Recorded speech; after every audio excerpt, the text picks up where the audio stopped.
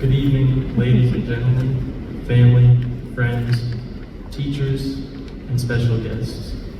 My name is Nolan Miller, and I'm honored to have been asked to introduce our guest speaker on this special occasion. Our guest speaker this evening is a very special member of our community and our school. She is someone who everyone loves and respects. She grew up in Inverness and graduated from Inverness Consolidated High School in 1989. She received a Bachelor of Arts with advanced major in English at St. Francis Xavier University in 1993, and then went on to pursue her degree in elementary education. She began her teaching career in First Nations education as a Head Start and language arts teacher for a term in 1994 in Chapel Island. She then taught English and many other subjects in Waigoma First Nation Secondary School for 5 years before teaching grade 6 in the community for several more years. In 2007, she began teaching grade 2 at Inverness Education Center Academy. She eventually moved to grade primary in 2011. She married her high school sweetheart, and together they raised their family in Strathmore. She was the very person that we all met when we walked through these doors 13 years ago, and we were her very first primary class. I think we can all agree that this lady was born to be a primary teacher. She was our mom away from our moms, with her loving and caring personality and her kind and soft nature, and more patience than a saint. She helped us open our lunches, fixed our boo-boos, helped us tie our shoes. She took us all under her wing and turned that scary first day of school into one that made us want to keep coming back. It amazes me now as I remember how she always paid attention to each of us individually, like she had all the time in the world, making us feel special in our own way, and still managed to get her work done. She started Fancy Nancy Day with us, which was a huge hit for years after. She said stuff like, "I have goosebumps on my goosebumps." She taught us how to do the turtle, and she even took the time to send us Christmas cards in the mail during the holidays. For me, I felt like I was her favorite student until I got older, and I realized that every single one of us felt the exact same way. Even in the following years of school, as we got older and progressed through each grade, that same feeling never went away. She would always greet us in the hallway and tell us how big we were getting, and never forgot one of our faces over the years. When Halloween came around, I think every student she ever had would show up at her door for her amazing cookies and cupcakes, and she never failed to guess who we were under the costumes. She has a way about her that makes you feel as though you're the most important person in the room, and I think that is what makes her so special to each of us. In the future, when we look back on our school years and our favorite memories, I think she'll be right there at the top. This lady was the first one to welcome us into this school, and we feel that there's no better person to send us off on our way.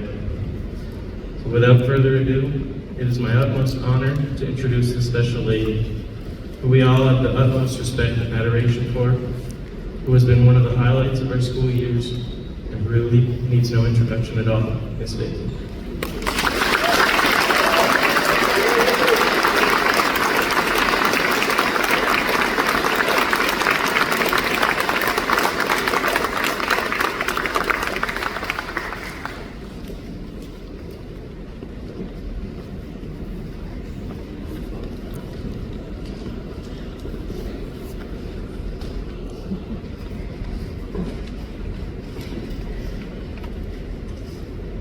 Thank you, Nolan, I think, for that wonderful introduction.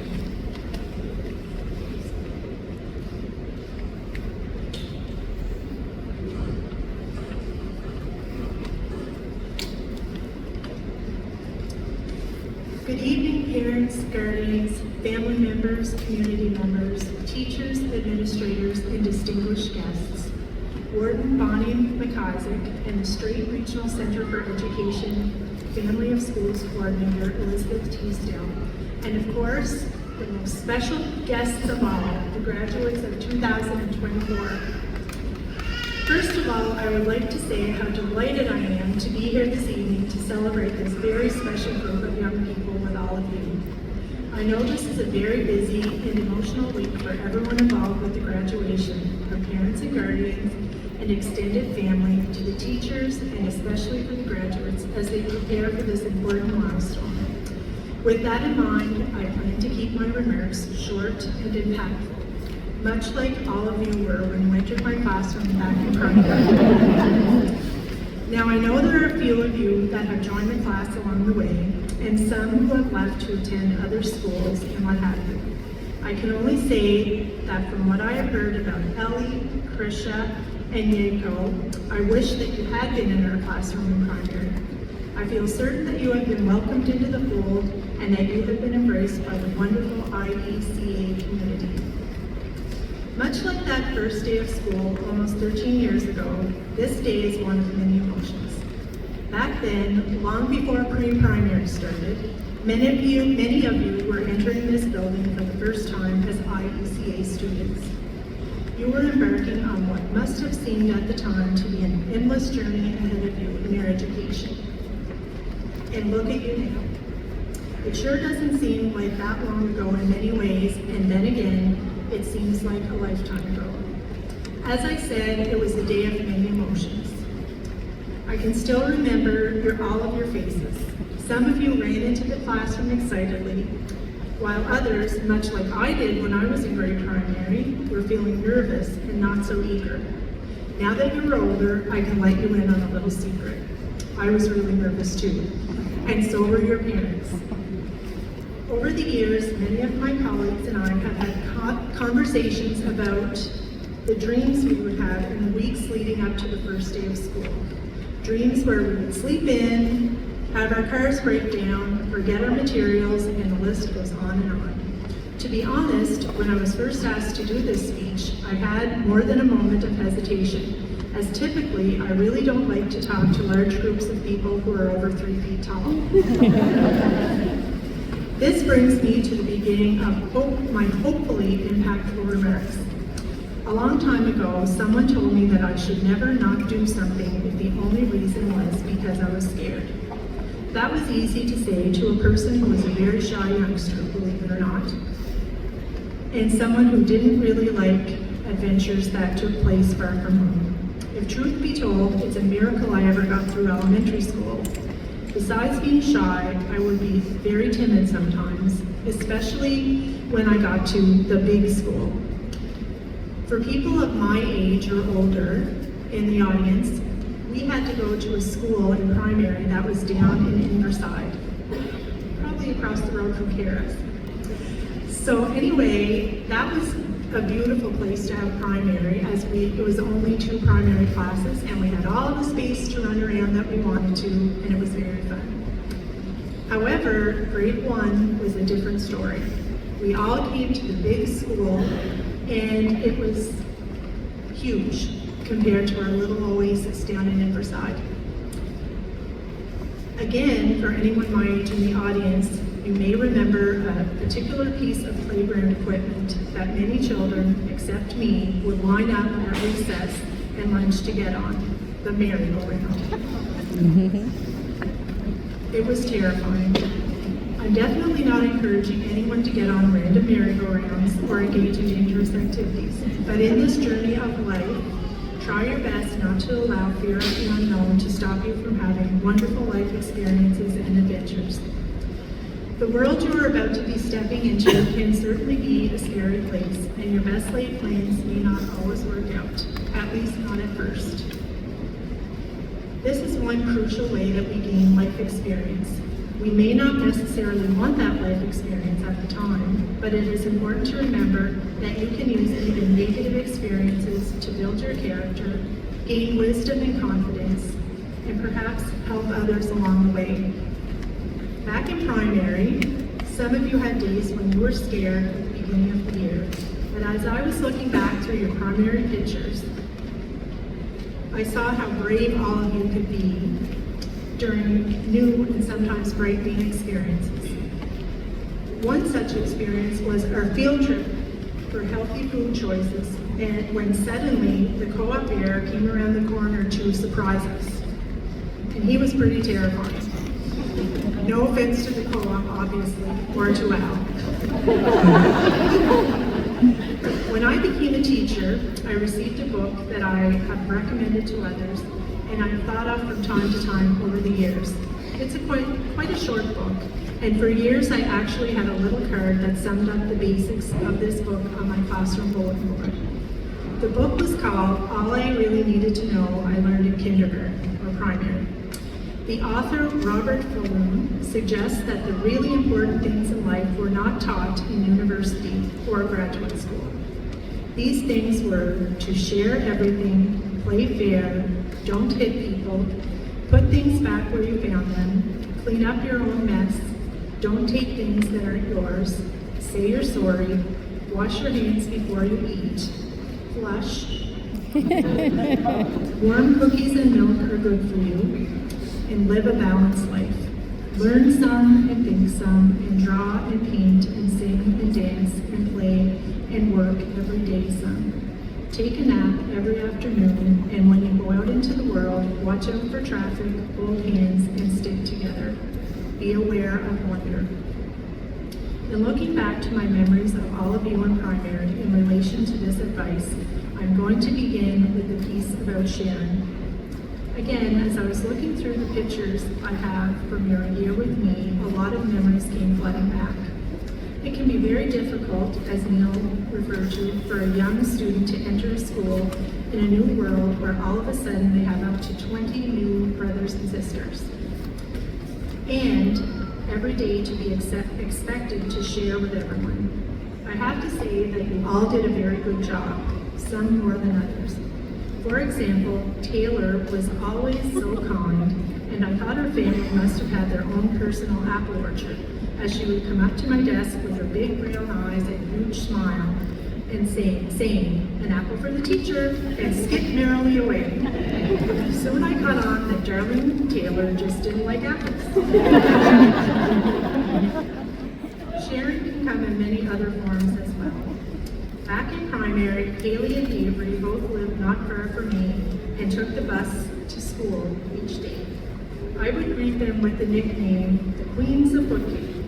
They were both pretty stylish and would always compliment me on outfits. However, there was always usually a but, where they would share fashion advice. They looked so sweet and innocent with their big blue eyes and long blonde locks, and they were. One thing I just love about children is that they say exactly what is on their minds.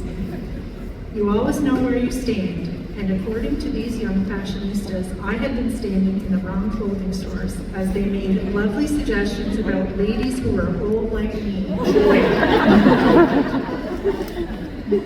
Avery was a friend to everyone and often comforted others if they got hurt or were upset. She was sensitive and very empathetic, and I'm sure she still is. She was also very attached to her wonderful family. She would often tell me through tears that she missed her mom. I would tell her I understood, and that while I wasn't her mom, I was a mom, and if she wanted, I could give her a mom hug. Deborah and I had a chuckle over this, as it became quite a regular occurrence. Over Christmas break, Deborah sent me an email, no one was texting that day, that we both got quite a laugh over. Turns out Deborah had to give Avery Miss Vikki hugs during Christmas vacation. Sometimes you see a younger version of yourself in a student. In this class, that happened to me. Ella Ray was my sidekick from day one. She was quiet and shy, and boy could I relate. She was also good at sharing. She even let me share her spot on stage in the Christmas concert. Being a primary teacher, sometimes you get to relive your youth, and I've been in many Christmas concerts as an adult during my career. Luckily for me, she also liked to share her snacks, and I had many of Grandma Bonnie's chocolate chip cookies that year. Ella always arrived at school sharing her big smile and was ready to play. I remember her being quite the dancer and singer and sharing her moves with everyone. I was so amazed at how she could dance to the sharpener, dance to the scene, dance to the mat. I thought maybe her brothers would never dance with her. In any case, her happiness was contagious, and she demonstrated this daily by handing out little cards and pictures to everyone. Nolan and Lucas were such well-mannered and kind little boys, and the epitome of the strong silent types. It is really hard for me to picture one of you without the other. They always did the things that were asked of them, and other things as well. Never as much as raised their voices. That is, until they were talking about hockey. Then you would see them let their guards down, and you would certainly hear them. Angela and Seamus were quite the team back in primary. They were so little, their backpacks were practically touching the ground when they walked in the first day. Angela was like the little mother hen of our class, always finding things that were lost and sharing her supplies. I'll never forget her helping Seamus up when he fell backwards from the weight of his school bag on the last day of school. Poor Seamus was like Twiggle the turtle, but he could always count on Angela to come to the rescue. You over, Seamus? Being in a small town, our first friends are usually those in our neighborhoods. I used to tease Marley and Drew, calling them corner rats, as I grew up at the corner in their neighborhood with lots of childhood friends, and we were referred to as such. We tend to share a certain loyalty being from the same neighborhood in a small town, and back in primary, I saw this every day. When Drew, who was always full of curiosity, would wander over to play with something while we were busy with an activity, I would offer a friendly reminder that he had to finish his work. Drew would just smile and say, "It's okay, Miss Vikki, Marley is doing it." Marley would just smile and say, "Sure, Drew." After all, who could say no to those big blue eyes and beautiful curls? By Christmas, Drew's independence and confidence began to soar as we took our field trip to the post office, and he was so excited to tell everyone about Eric and share everything he knew about him in the post office. And Marley, being his neighbor, added to the excitement with stories of her own. I'm sure the rest of the class felt they were meeting a celebrity. Throughout the rest of the year, Marley and Drew were sure to keep me up to date with all the news from the old neighborhood. In the book, Everything I Ever Really Needed to Know I Learned in Kindergarten, another important life lesson he suggests is to take a nap every day.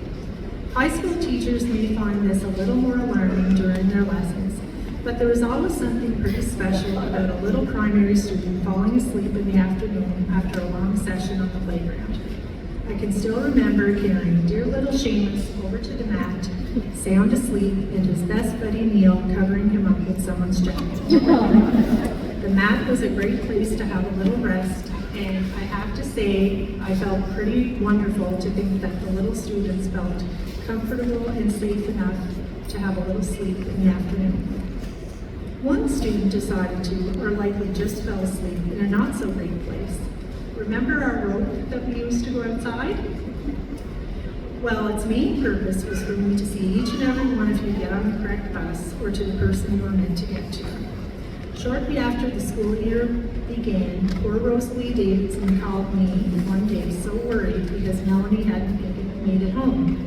After some investigation, as I knew she had got onto the bus, we discovered that she had fallen asleep and missed her bus stop altogether. So yes, take naps, but just be careful where. Other pieces of advice mentioned are to play fair and stick together. Full disclosure, Neil is my cousin, but I know I am not being biased when I say that in primary, he was good at everything. He was one of the bigger kids, had big emotions, enthusiasm for everything, especially phys ed. But the biggest part of Neil was his heart. He played with everyone and always gave everybody a turn or an extra chance with the basketball or kickball on the playground. I can also remember him lifting kids up so they would reach the monkey bars or what have you. When I think back about Sean, it's his fluffy curly hair and huge smile I remember the most. As one of the smaller members of the class at the time, I think he was excited that his hair made him so much taller. His excitement knew no bounds, and even as the years went on, he would often pop into primary and check in on the new students, often offering to stay and help me entertain them when it was indoor recess or lunch. Kara was a quiet and shy girl, and always with a twinkle in her eye. She was creative and artistic, and just loved the songs that we used to listen to on starfall.com. I think all of that singing practice has paid off, Kara, as you share your musical talents with so many people. It has been such a thrill to watch your confidence soar as you perform at local events and the Lilith Fair and nights like tonight, the graduation. I can't pretend to know those of you who have joined the class, but from what I have heard, Yako is heading into the culinary field, and teachers have shared that this is an excellent choice as he has been so helpful with making meals for school fundraisers. I also have heard that he loves a good cup of coffee, so I feel we would be kindred spirits. I have been told that Krisha is a fantastic athlete and especially excels at volleyball. From what I saw at the Grand March, I'd have to say she also excels at picking out beautiful dresses and sharing her beautiful smile. Ellie has been described as a student with her eyes on the future and plans to enter the healthcare profession. I was told that her caring and compassionate nature will be a great asset to her in her chosen career path. She has also been described as a dependable, hardworking athlete and student whose warm smile can light up any environment. The author I referred to earlier mentions that when you go out into the world, you should hold hands and stick together. You won't always have a rope. We often physically do this with young children or with elderly people, essentially anyone who we feel may be vulnerable. In the world you are entering, there will be many people with vulnerabilities that we cannot see in their physical being. Each and every one of you possess the qualities to make a difference in their day.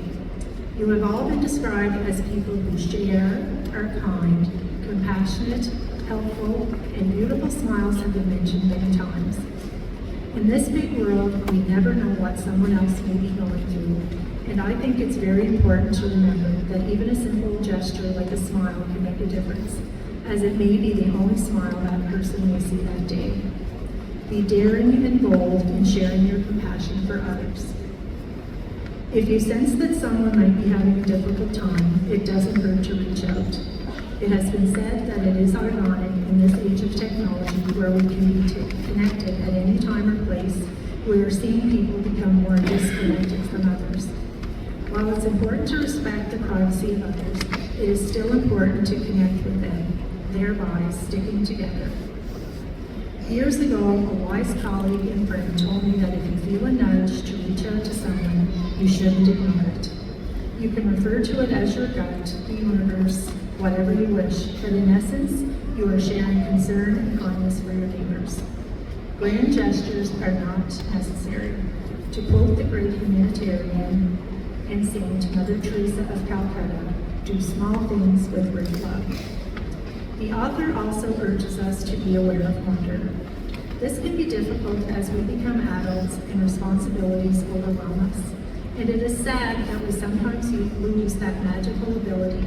After all, not all of us can be lucky enough to work with beautiful young children and see the wonder in their eyes as they learn new things every day. All parents or people who spend time in the company of children know exactly what I'm talking about. Of course, we all have to grow up and assume adult responsibilities, but take time to nurture your hobbies, passions, and to have fun. Seeing the ordinary through the eyes of children makes life extraordinary. And if you're lucky enough, as I have been, the things you find fun and love to do may just become your dream job. I would like to thank you, graduates, once again for the invitation to celebrate with you tonight.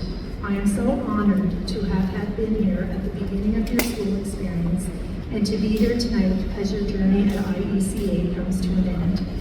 I wish each and every one of you the very best in your future endeavors, and I sincerely hope all of your dreams come true. I would also like to say a sincere thanks to the parents and guardians of these wonderful young people. Thank you for trusting me with your children all those years ago.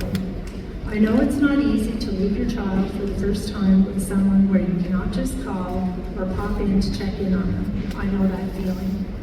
We all know the saying, it takes a village to raise a child. And to you, as their first teachers, and to my amazing colleagues at IECA, I would like to express my deep pride and gratitude for the opportunity to be part of that village. I think this poem is an appropriate way to sum up how we all work together. You will teach them to fly, but they will not fly your flight. You will teach them to dream, but they will not dream your dreams. You will teach them to live, but they will not dream your life. Live your life.